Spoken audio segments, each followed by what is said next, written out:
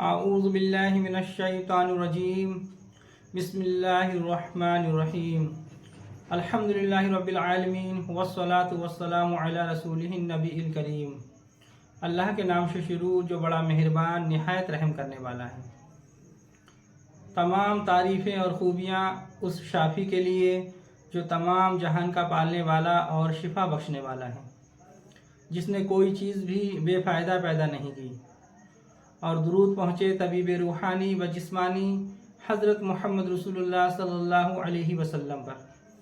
चमन निशा दवाखाना YouTube channel के नाजरीन को खुशामदीद कहते हैं। मैं आपका मेज़बान हकीम खुर्शीद आपकी खिदमत में हाजिर हूँ। आज का जो हमारा मौजू है वो है दमा, यानी सांस फूलना। इसका जो तिब्बी नाम है वो है ज़िकुन नफ्स, और इसको डॉक्टरी में कहते हैं अस्थमा। और इस मर्ज़ का जो मशहूर नाम है वो दमा है या फिर सांस फूलना इसको कहा जाता है।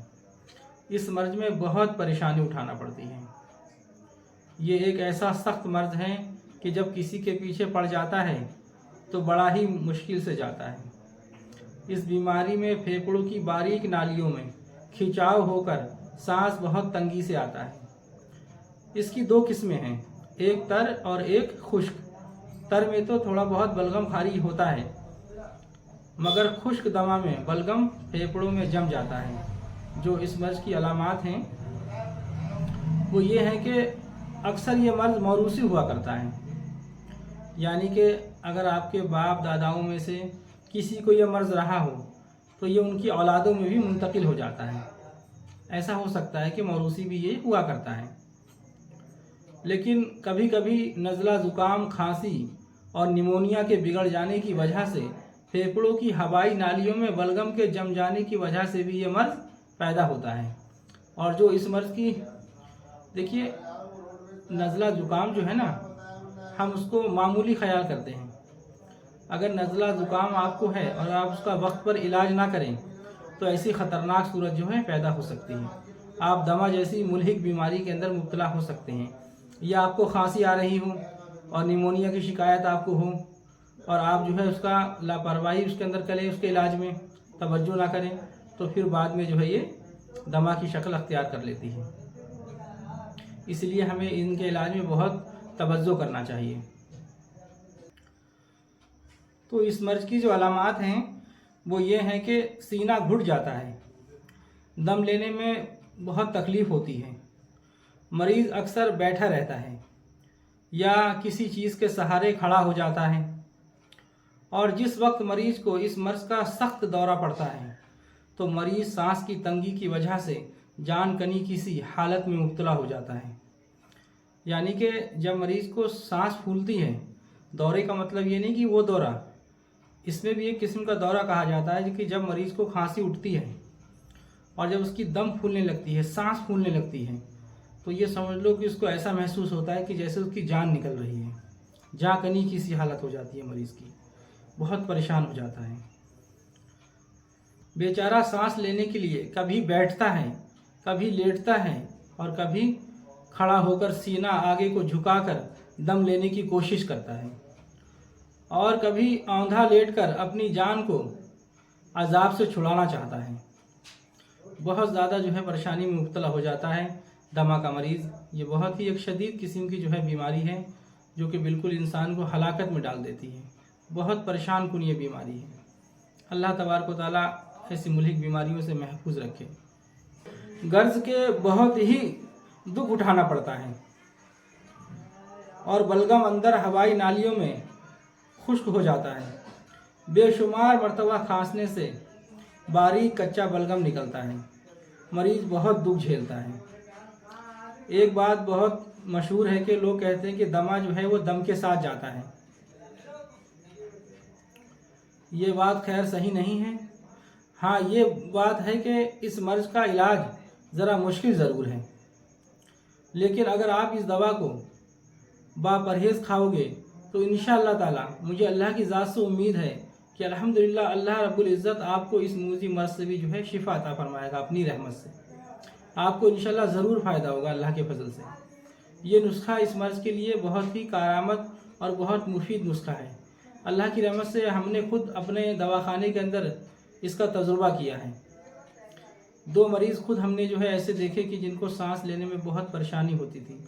जब वो चलते थे तो ऐसा महसूस होता था बिल्कुल एकदम जो है कहीं से बहुत दूर से वो दौड़ कर आ रहे हैं, एकदम सांस उनकी बहुत तेज़ तेज़ चलती थी। और बाज़ औक़ात जब इसका दौरा बढ़ जाता है, ये मर्ज़ जब ये आगे बढ़ जाता है, तो मरीज़ को बैठे हुए भी ऐसा महसूस होता है कि जैसे कोई इंसान दौड़ कर आया हो ना, चल कर आया हो, तो जैसे उसकी सांस फूलती है। इतनी ही तेज़ जो है उस मरीज़ की सांस फूलती है बैठे रहने से ही। चलना तो दूर की बात है, बैठे रहने से इतनी सांस फूलती है। तो मरीज़ जो है बेचारा बहुत परेशान हो जाता है। तो अल्हम्दुलिल्लाह इसके लिए जो हम ये नुस्खा आपको बता रहे हैं, अल्लाह की रहमत से आपको जो है इस बीमारी से निजात हासिल होगी और इंशाअल्लाह आप सुकून से जो है अपनी ज़िंदगी को गुजारेंगे। तो इसका तरीका क्या है, दवाई क्या है, मैं आपको बताता हूँ। सबसे पहले मैं आपको कुछ बात ये बताना चाहता हूँ, इसके लिए कुछ इसमें हिदायतें हैं मरीज़ के लिए, वो आपको जो है उसको ज़रूर करना चाहिए। जैसे एक तो मरीज़ जो है खाना खाने के तकरीबन 1 घंटे तक पानी ना पिए। जो दमा के मरीज़ हैं, सांस फूलने के जो मरीज़ हैं, उनको ये हिदायत ज़रूर करें कि वो खाना जब खाएं तो 1 घंटे तक पानी ना पिए। थोड़ा बहुत पानी पी लें, 1 घूंट, बाकी जो है 1 घंटे के बाद पानी पिए। वो भी एकदम नहीं पीना है पानी, थोड़ा थोड़ा करके पीना है। और जो है उन मरीजों से कहें कि वो दिन में ना सोएं। सांस के मरीजों को दिन में सोना जो है वो उनके लिए ज़्यादा फ़ायदेमंद नहीं है, वो नुकसान का बाइस बनता है। और दूसरा जो है मरीज़ को कब्ज़ बिल्कुल ना होने दे, क्योंकि ये बीमारी खुश्क है तो इसमें जो है अक्सर कब्ज़ हो जाता है, और जब कब्ज़ होता है तो फिर जो है मर्ज़ के अंदर ज़्यादती हो जाती है। तो जो है उनको कब्ज़ बिल्कुल ना होने दें। और सुबह के वक्त में उनसे कहें कि वो ज़रूर थोड़ा बहुत टहलें, क्योंकि जो सुबह की हवा होती है वो फेफड़ों के लिए बहुत ही फ़ायदेमंद होती है, उससे फेफड़ों को ताकत और क़ुव्वत मिलती है। तो सुबह में जो है उनके लिए टहलना बहुत ज़रूरी है। अच्छा, तो आइए हम अब चलते हैं इसके इलाज की तरफ। नुस्खा क्या है, आप नुस्खा नोट करवा लें। आपने लेना है 10 ग्राम पीपली, जिसको फिलफिल दराज भी कहते हैं। 10 ग्राम आपने ले ली है पीपली, और 10 ग्राम आपने लेना है सौंठ, और 10 ग्राम आपने लेनी है काली मिर्च। इन तीनों को 10-10 ग्राम लेकर आपने जो है सफ़ूफ बना लेना है, यानी कि पिसा हुआ पाउडर इनका 10-10 ग्राम रहे। थोड़ा ज़्यादा लेंगे तब 10-10 ग्राम जो है इनका पाउडर बचेगा। तो 10-10 ग्राम तीनों का पाउडर बना लें, और 400 ग्राम ओरिजिनल शहद लें। शहद जो है इसमें यह शर्त है कि शहद असली होना चाहिए। अगर नकली शहद होगा तो दवा ये काम नहीं करेगी, क्योंकि ये मर्ज़ जो है कोई मामूली मर्ज़ नहीं है। तो इसमें जो है शहद ओरिजिनल चाहिए। असली शहद ले लें 400 ग्राम, और ये जो पाउडर आपने बनाया है ये पाउडर शहद के अंदर जो है आप डाल दें और उसको जो है अच्छे से मिला दें। बस नुस्खा आपका ये तैयार हो गया।